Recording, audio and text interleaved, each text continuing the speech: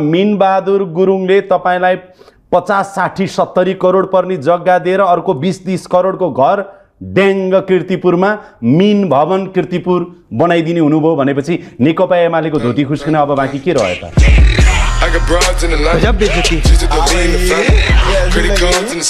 यसले एउटा नयाँ पाठ सिकायो होला नि त। देखाएर सबै कुरा गर्न पाइन्छ?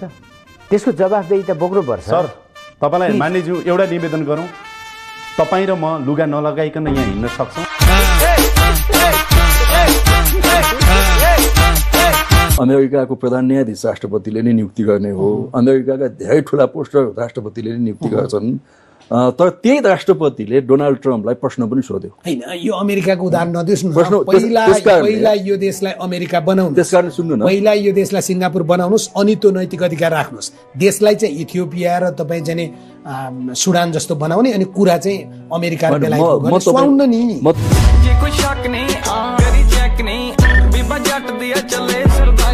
कुनै बेला ब्याङ्कहरू भनौँ न, वाणिज्य ब्याङ्क, राष्ट्र ब्याङ्क धाराशाही हुँदै थियो नि।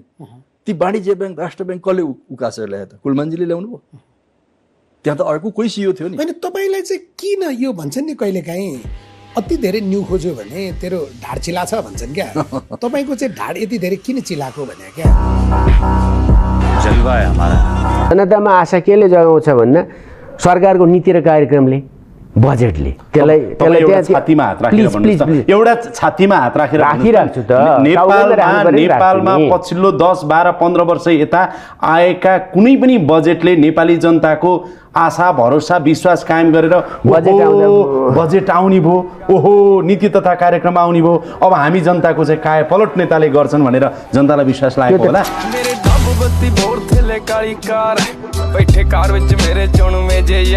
पुरानो दलमा गलत ठाउँमा तर आशा र अपेक्षा गरिएको मान्छे गगन थापा। हिजो तिनै मान्छे गगन थापा कांग्रेसको सभापति बनोस् र एकपटक गगन थापा प्रधानमन्त्री बन्नुपर्छ, यहाँसम्म कि तपाईँ स्वास्थ्य मन्त्री हुँदासम्म भन्ने मान्छेहरू अहिले तपाईँलाई होइन कहाँ हिँडेको बाख्रा लिएर सहकारी ठगेको ऋण तिर्न लागि।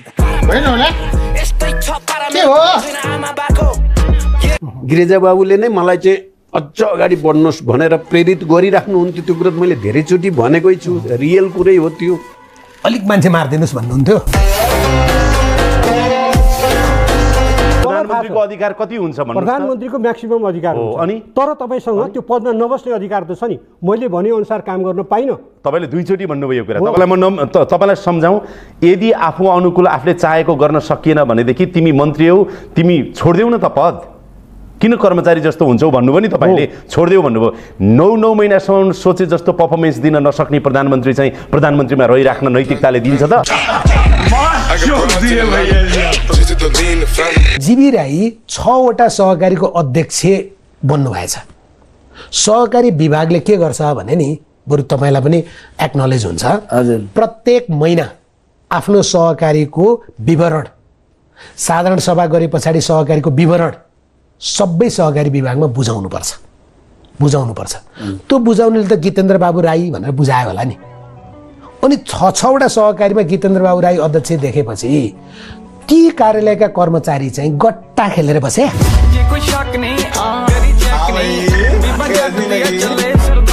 एउटा निवेदन गरौँ कि यो देशमा अहिले आएको करिब 18 खर्बको बजेट, 18 खर्बको बजेटमा विकास बजेट कति छ? म भन्छु 2-3 खर्ब, 3 खर्ब, 3.5 खर्ब, 3 खर्ब, 3.5 खर्ब हो हैन? वित्तीय व्यवस्थापनको लागि कति गएको छ र साधारण खर्च कति गएको छ? वित्तीय व्यवस्था अब सर 3 खर्बको बजेटले मुलुकको अनुहार के काय पलट गर्नु छ? जाहिर खुवाउने बाहेक प्रचण्डजीलाई लगेर अदालतमा उभ्याउँछु भने होइन, त्यो टिआरसीले गर्छ जे गर्छ होइन। त्यसकारणले मैले त्यहाँ भने पनि छु, फरगिभ नट फरगेट होइन, मैले त्यो भनेको छु नि। तपाईँले भनेको भन्दा तपाईँले नेल्सन मण्डेला आज नेकपा एमालेको एउटा सदस्य माओवादीका कारणले 2 खरब खर्च हुने भयो, यो यसप्रति हाम्रो जवाफदेहिता छैन भनेर भन्न मिल्छ? मिल्दैन। माओवादीले गर्दैन होइन, राउन्ड किक हान्छु भन्दैछन् नि प्रचण्डजीले, त्यतै जान्छन् उनी, त्यतै जान्छन्। तर हामी गर्छौँ होइन अङ्गभङ्ग भएका तपाईँले कसरी गर्नुहुन्छ राउन्ड के तपाईँहरूलाई हान्ने हो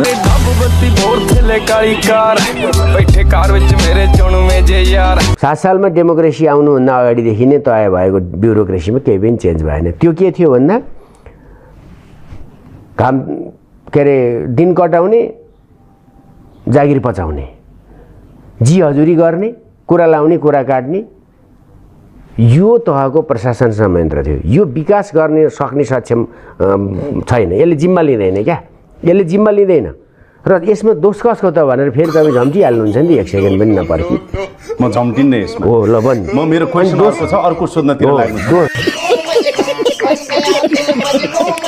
तपाईँ ढुक्क हुनुहुन्छ ज्ञानेन्द्र भाइमारा हुन् उनलाई जेल हाल्नुहुन्छ आफू बारम्बार प्रधानमन्त्री भन्ने तपाईँको मित्र केपी ओली अहिले प्रधानमन्त्री हुनुहुन्छ उहाँ कविता लेखेर भाइमारा भन्ने तपाईँ भाषण गरेर भाइमारा भन्ने अनि एउटा भाइमारालाई हात हल्लाउँदै अब म आएँ भन्न छोडिदिने गरे के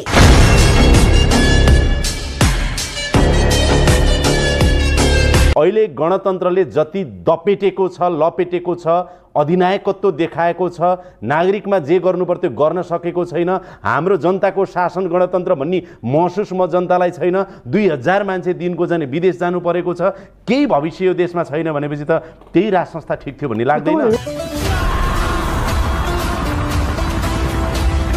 मजाको झापड काठमाडौँको मेयरले तपाईँहरूलाई हान्दिनु भयो नि होइन उहाँले हानेर केही फरक पर्दैन उहाँले के भन्नुभएको छ भने अब खोला मात्रै होइन टोडी खेल खुला मञ्च पनि आफ्ना कार्यकर्तालाई दिने अध्यादेश पास गर्नुभएको छ बधाई छ सरकारमा रहेका कार्यकर्ताहरूलाई प्रधानमन्त्री केपी शर्मा ओली र काङ्ग्रेस सभापति शेरबहादुर देउवाको फोटो राखेर उहाँले भन्नुभयो ल ठिक छ कहिलेबाट बाँड्ने खुला मञ्च र टोडी खेल दिनु पर्यो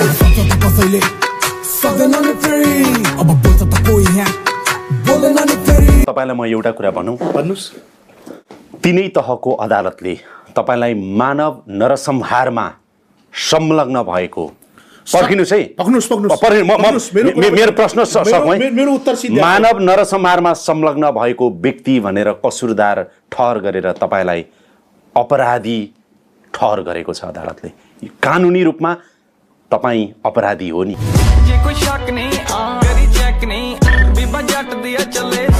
नाबालक सहित 8 जना सुरक्षाकर्मी जुन रूपमा जसरी विभत्स किसिमले हत्या भयो तिनै तहको अदालतले तपाईलाई नरसंहारमा सहभागी भएको एक अपराधी भनेको छ यो हिसाबले तपाई अपराधी हो ठीक छ लेखेर अपराधी बनाइदिनुस् लेखेर होइन तपाईले त्यो अपराध स्वीकार्नु भो र 5.5 वर्ष त तपाई जेल बसिसक्नु भो त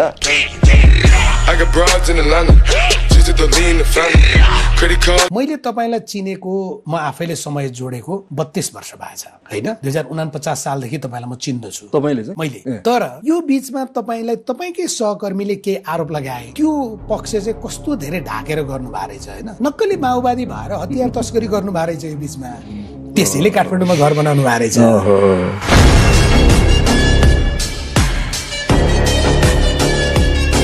तपाई प्रधानमन्त्री बन्नुभयो भने अब चाहिँ ज्ञानेन्द्रलाई जेल हाल्ने म त्यसलाई फेरि एकचोटि छानबिन गरेर छानबिनको ठाउँ राख्नु भएको छैन भने तपाईले भाइमारा करार गर्नु भएको छ मैले नै भनेको छु मैले भनेर मात्रै वैधानिक र औपचारिक ढंगले निर्णयमा पुग्ने त प्रक्रिया हुन्छ नि फेरि त्यसको पनि प्रमाण हुनुपर्छ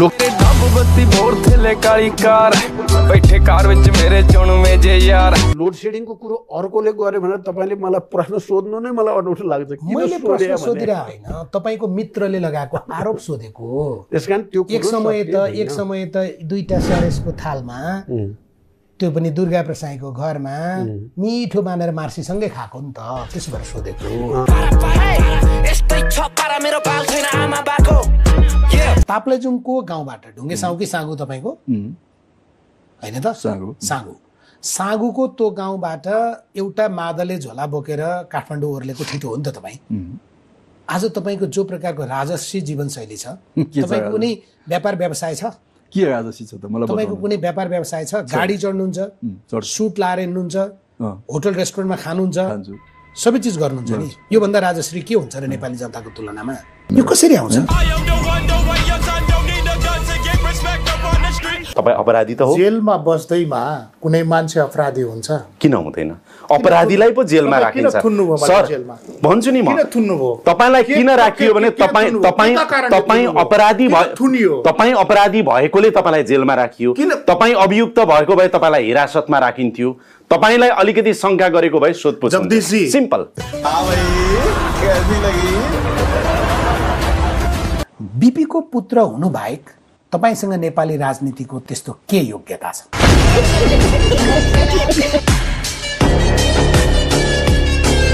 एउटा चिज भनिदिनुहोस् त, एकचोटि कति महिना मन्त्री हुनुभयो? 15 महिना भयो, 11-12 महिना कोभिडले खायो। कोभिडले खायो कि तपाईँले खानुभयो? एकचोटि मन्त्री भएर निक्लिँदा एउटा जीवनभरिलाई चाहिँ पुग्छ नेपालमा? त्यो बेपत्ताको परिवारकोमा गएर तपाईँले भेट्नु हो, शहीदको परिवार कहाँ गएर भेट्नु हो नि, उनीहरूको हालत र अवस्था देख्दा तपाईँको मनमा के आयो?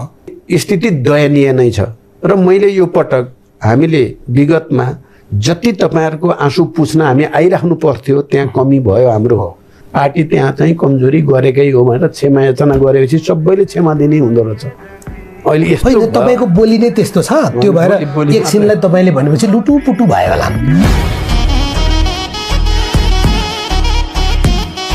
म गल्ती गरेर कानुनको धारा उपधारा प्रयोग गरेर सजाय दिइएको अपराधी होइन क्या। म शक्तिको चरम दुरुपयोग गरेर एकजना बहुमुखी प्रतिभाशाली नागरिकलाई जबरजस्ती झ्यालखानामा कोचिदिएको नागरिक हो। र त्यही शक्तिको दुरुपयोग गरेर झ्यालखानाबाट बाहिर निस्किएको अर्को राजनीतिक दलको एउटा नेता पनि हो तपाईँ। उपनिर्वाचनमा अलिकति धक्का लाग्यो होइन, सबै सकियो भन्ने लाग्यो। अलिकति धक्का मात्रै नभन्नुहोस् न, यसलाई घन्टी बजेको पनि नभन्नुहोस् न, तपाईँहरूको त घन्टा बजिसक्यो। 12 रेक्टर स्केलले नभत्किने जग भएको घर हो कांग्रेस र यसलाई अझै बलियो बनाएर रूपान्तरित बनाएर आधुनिक बनाएर जान्छु भन्छ। त्यो खालको साथीहरूको ठुलो संख्या देशभरि छ। त्यो संख्याको बलमा चिन्ता कहाँ छ भने तनहुका जनताले दुईटै गालामा रातो हुन गरी घापु लगाइदिए दुईचोटि उपचुनावमा।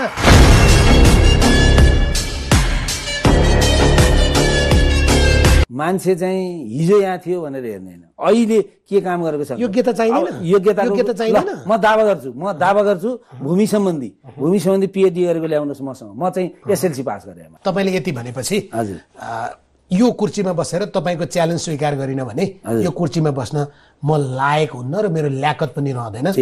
म तपाईँलाई भूमि सम्बन्धी अध्ययन गरेको मान्छे ल्याइदिन्छु, ठिक छ, र तपाईँको भूमि आयोगको अध्यक्ष र सदस्यहरू राख्नुहोस्, ठिक छ। उहाँहरू मध्ये ज्ञानका हिसाबले र यो समस्या समाधानको हिसाबले जो अगाडि छ उसलाई तपाईँ भूमि आयोगको अध्यक्ष बनाउनु तयार? बनाउनु किन तयार? यो प्रतिस्पर्धा स्वीकार च्यालेन्ज स्वीकार तपाईँ तयार? मन्त्रीज्यू विधिभित्र आउनु तयार? हामीले भनेको के हो? तपाईँको पार्टीको सदस्यता, त्यो सदस्यता लिएर तपाईँको लुम्बिनी प्रदेशमा अध्यक्ष हारे पछाडि भूमि आयोगको अध्यक्ष। ए बाबु कुनै बेला कुन मान्छे तपाईँ हिजो पार्टीको राजनीति गर्छु भन्ने मान्छे पार्टीको राजनीति जागिर खान किन आउने? तपाईँ हिजो विद्यार्थी हुनुहुन्थ्यो, अहिले पत्रकार बन्नुभएको छ, अनि तपाईँलाई अहिले किन आएको भन्ने समय होइन नि। आइतबार पार्टीको चाहिँ चुनाव लड्ने, सोमबार गएर भूमि आयोगको चाहिँ देख्दै खाने, त्यस्तो होइन। काम गर्ने सन्दर्भमा त्यो जिम्मेवारी भनेको मान्छेले जुनसुकै ठाउँबाट यो खोलो चाहिँ तपाईँ चाहिँ उरो र कुलो जतानी जान्छ, पानी जाँदैन क्या, पानी लैजानुहोस् न।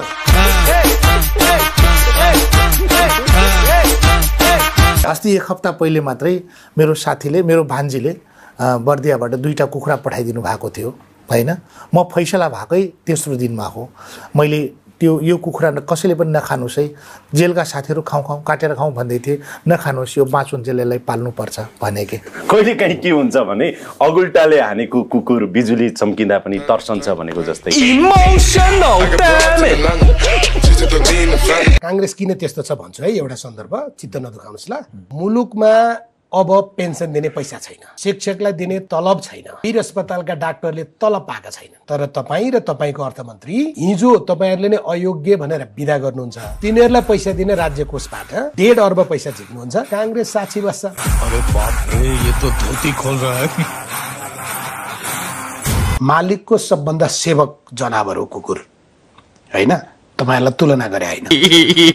कुकुरको पुच्छर चाहिँ 12 वर्ष ढुङ्ग्रोमा हाल्यो भने पुच्छर चाहिँ सोझो हुनुपर्ने ढुङ्ग्रै बाङ्गो भने जस्तो तपाईँहरू पनि सत्ताबाट बाहिर गए पछाडि चाहिँ परिवर्तनका कुरा, जनताका कुरा, मुद्दाका कुरा, सत्तामा पुगेपछि परिवारका कुरा, सत्तामा पुगेपछि ती सबै कुरा बिर्सिने अब व्यापारीसँग हुन्छ उठबास होइन।